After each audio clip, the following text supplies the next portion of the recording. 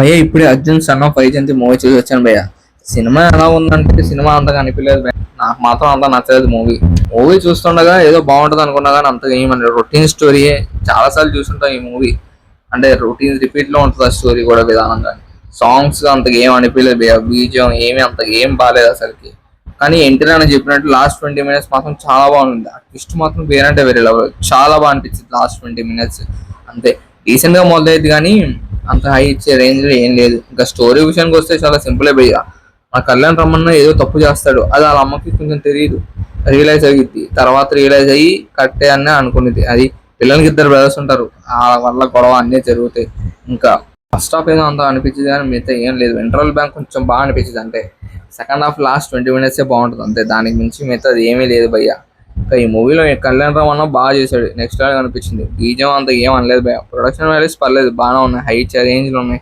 ఇంకా విజయశాంతి గారు కూడా చాలా బాగా చేశారు. డైరెక్టర్స్ కొత్త వాళ్ళే కానీ రొటీన్ స్టోరీ తీసుకున్నారు. అది చాలాసార్లు మనం చూసాం కమర్షియల్ గా అన్నిట్లో కూడా. ఫైనల్ ఇది భయ్య.